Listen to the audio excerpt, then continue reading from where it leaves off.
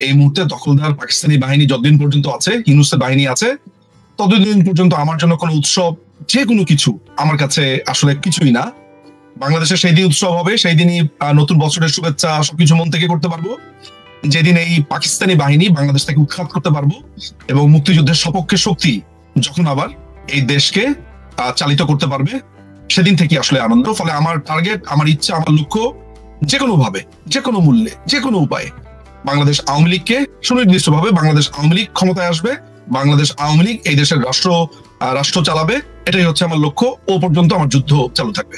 এই রাজাকার বাচ্চাদের যে আস্ফলন, এই রাজাকারদের যে আস্ফলন এবং পাকিস্তানের বাংলাদেশকে পাকিস্তানিকরণের যে প্রক্রিয়া শুরু হয়েছে, আমাদের জন্য তো চ্যালেঞ্জিং বটেই। তবে আমার কাছে, আমি ব্যক্তিগতভাবে যতদূর বুঝতে পারি এবং আমার কাছে যতদূর তথ্য আছে, এই অমানিসা খুব দ্রুতই কাটবে, এটা খুব দেরি হওয়ার কথা না, আমার হিসাব অন্তত পক্ষে তাই বলে। একটা কথা মাথায় রাখবেন, সেটা হলো যে আমাদের যেই একটা, আমি বলবো এটা জাতীয় দুঃখ, জাতীয় দুঃখের ব্যাপারটা হচ্ছে এমন যে বাংলাদেশ আওয়ামী লীগের রাজনীতি নিয়ে ভিন্ন মত থাকতেই হবে।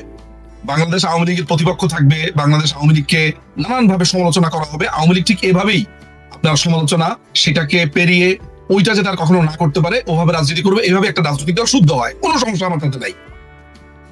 কিন্তু আমরা এই মুক্তিযুদ্ধের এত বছর পরেও যখন আমরা দেখতে পাই যে আওয়ামী লীগের সমালোচনার নামে মূলত পাকিস্তানকে প্রতিষ্ঠা করা হচ্ছে, আজকে তো এমন হওয়ার কথা ছিল না আপা যে বাংলাদেশে আমাদেরকে এটা নিয়ে চিন্তা করতে হবে যে রাজাকার আলবদর যারা মুক্তিযুদ্ধের সময় চরম ফেসিস্ট একটা জান্তা সরকারের পক্ষে ছিল, লক্ষ লক্ষ মানুষের খুনের সাথে জড়িত ছিল, তারা বিভিন্ন বাহিনী শুধুমাত্র সমর্থন করেছে বলে তারা পার পেতে চায়, সেই জামাত শিবির বা সেই সময় ছাত্র সংঘ, তারা আল বদর, আল শামস, শান্তি কমিটি নামে বিভিন্ন রকমের গ্রুপ, উপগ্রুপ করেছে, শাহিন ফৌজ, সেই লোকগুলো আজকে আমাদেরকে মুক্তিযুদ্ধের বয়ান দিচ্ছে। আজকে সেই লোকগুলো বাংলাদেশকে দখল করে আছে। বাংলাদেশের আজকের আলাপটা যদি এমন হতো, গণতন্ত্র নিয়ে বাংলাদেশের আজকে আলাপ যদি হতো, শিক্ষার আপনার পলিসি নিয়ে, স্বাস্থ্য পলিসি নিয়ে, আমরা অসংখ্য আলাপ করতে পারতাম। 54 বছর পরে আমাদেরকে আলাপ করতে হচ্ছে যে মুক্তিযুদ্ধকে কারা আপনার ভুলিয়ে দিতে চায়। এত শহীদের রক্তের মধ্য দিয়ে এই সংবিধান এসেছে, কি পরিমাণ ধূর্ত চিন্তা করে দেখেন, সেই সংবিধানকে তারা বলছে মুজিববাদ। আপনি গত 54 বছরে আপনার সেই 72-এর পর আপনি মুজিববাদ শব্দটা শুনেছেন। সেই সময় যুবলীগের সাথে, বাংলাদেশের যে যুবলীগের যে অংশটা বা ছাত্রলীগের যে অংশটা দুপক্ষে বিভাজন হয়ে কেউ বৈজ্ঞানিক সমাজতন্ত্র, কেউ মুজিববাদের কথা বলেছে। ওই জিনিসটার পর, অর্থাৎ 75-এর পর একটা দীর্ঘ সময় কি আপনি মুজিববাদ শব্দটা শুনেছেন? আরিফ ভাইরা যেখানে দাঁড়িয়ে স্লোগান দিয়েছে রাজাকার বাচ্চাদের বিরুদ্ধে, সেই গেটের সামনে দাঁড়িয়ে বলছে মোল্লা তেরা খুনছে। এটার অনুরোধ কি? যে মোল্লার রক্তের মধ্য দিয়ে আন্দোলন এসেছে, ইনকিলাব মানে আন্দোলন, তাই না? এখন আমার কথা হচ্ছে, এই ইনকিলাব জিন্দাবাদ এগুলো তো আমরা শুনেছি পাকিস্তানি আমলে। আপনি ডট গুলোকে মেলাতে পারবেন। এই যে বলছে দিল্লি না ঢাকা, ঢাকা ঢাকা, আমি আপনাকে বলি, সেই সময় মুক্তিযুদ্ধের সময় আমরা জামাত শিবিরের বিরুদ্ধে আন্দোলন, আমরা আমাদের বাপ দাদারা, চাচারা স্লোগান দিয়েছিল আপনার লাহোর না ঢাকা বা পিন্ডি না ঢাকা, মানে পাকিস্তানের অঞ্চলকে তখন বলা হতো। খেয়াল করে দেখেন প্রতিশোধ স্পৃহাটা কোন লেভেলের।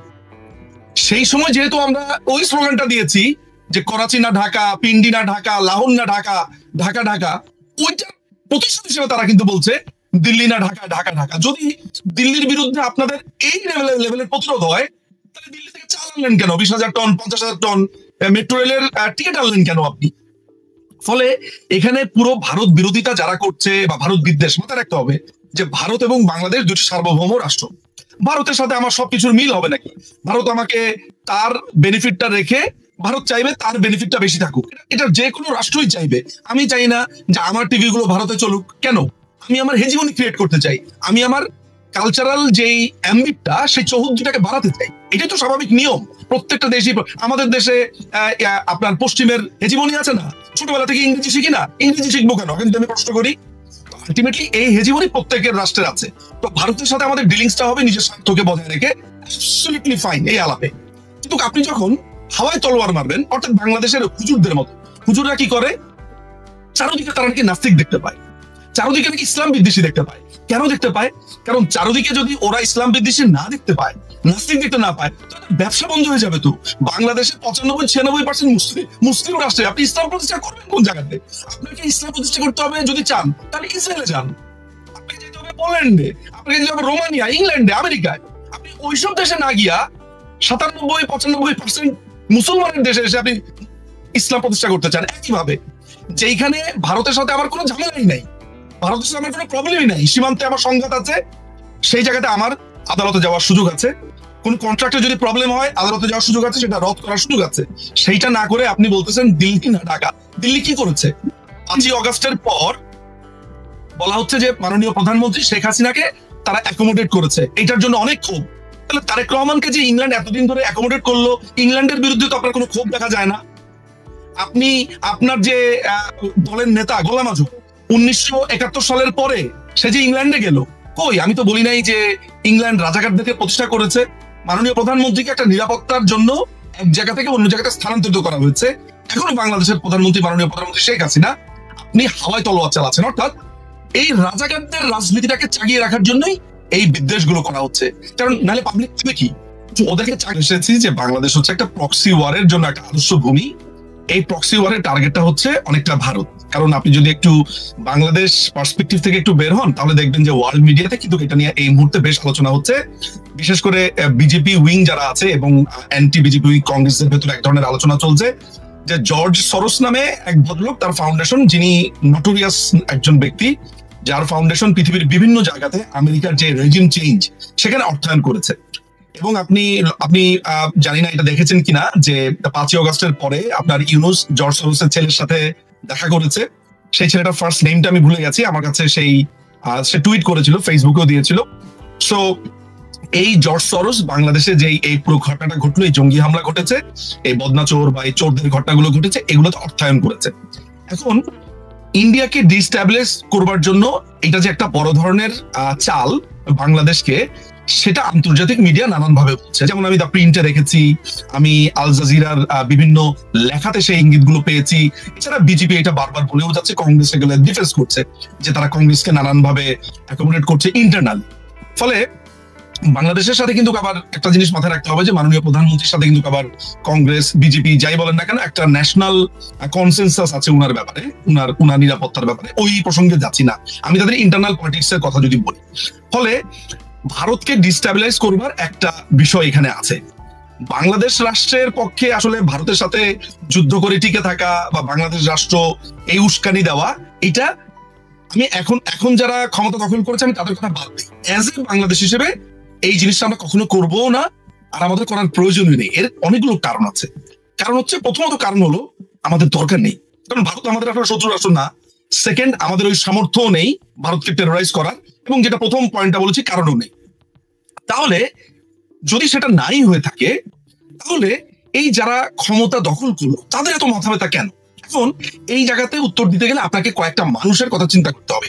আচ্ছা, 5 তারিখের পর থেকে ভারত বিরোধী কথাবার্তা কারা বলছে? একটা লিস্ট কি আপনি করেছেন? নাহিদ বলছে, মাহফুজ বলছে, মানে যে শিশু উপদেষ্টারা আছে বা এই বাচ্চা ছেলেগুলো আছে, মাহফুজ বলছে, আসিফ নামে যারা আছে সে বলছে, আর আসিফ নজরুল, 2 আসিফ আছে, একটা হচ্ছে বাচ্চা আসিফ, একটা হচ্ছে বৃদ্ধ আসিফ। এই 4 জন, মূলত এই 4 জনকে কিন্তু আপনি কথা বলতে দেখেছেন। এখন আপনি প্রথম 3 জনের যদি ব্যাকগ্রাউন্ডটা দেখেন, লক্ষ্মীপুরের ছেলে মাহফুজ, যে প্রথমে আপনার ইউনুসের প্রধান উপদেষ্টা ছিল, বিশেষ উপদেষ্টা ছিল, এরপরে উপদেষ্টা হয়েছে। আচ্ছা, এই মাহফুজ কিন্তু প্রথমে ছিল হচ্ছে আপনার শিবিরের সাথী, মাথায় রাখতে হবে, ঢাকা ইউনিভার্সিটির 43তম আপনার ল ডিপার্টমেন্টের 43 ব্যাচের স্টুডেন্ট। তার বন্ধুরা, একাধিক বন্ধুরা আমাকে নিশ্চিত করেছে ও তালিমুল মিল্লাত থেকে পড়াশোনা করেছে। আশ্চর্যের ব্যাপার হচ্ছে, এই নাহিদ, আসিফ এবং মাহফুজ, এরা 3 জনই কিন্তু এক্স মাদ্রাসার স্টুডেন্ট। এবং কোন মাদ্রাসার স্টুডেন্ট মাথায় রাখবেন, আমি কিন্তু জেনেরিক কথাবার্তা বলছি না।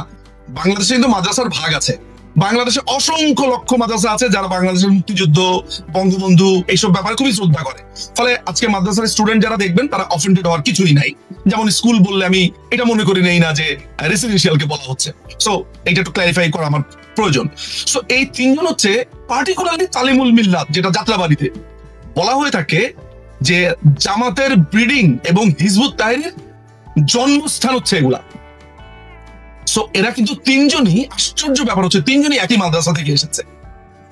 এই জায়গাতে আইএসআই এর একটা বড় ফান্ডিং ছিল। আপনারা জানেন যে বাংলাদেশে এখন সবাই জানে যে এই পুরো 5ই অগস্টের ঘটনা ঘটেছে সিআই এর পুরো জাল বিছানো ছকে, যেখানে হেল্প করেছে আইএসআই এবং আরো অনেকেই সেখানে জড়িত ছিল, সেগুলো আর আমি বিস্তারিত বললাম না। তাহলে এই যারা এগুলো বলছে তারা সবাই পাকিস্তানপন্থী। তাহলে কার খুব লাভ হয় ইন্ডিয়ার সাথে যদি আমি একটা ঝামেলা করতে পারি, কাশ্মীর সীমান্তে আমি একটু উস্কে দিতে পারি, বাংলাদেশের সীমান্তে, সেটা হচ্ছে পাকিস্তান। এই জন্য আমি এটাকে প্রক্সি ফিল্ড বলছি, যেখানে পাকিস্তানের ইন্টারেস্ট আছে। 5ই অগস্টের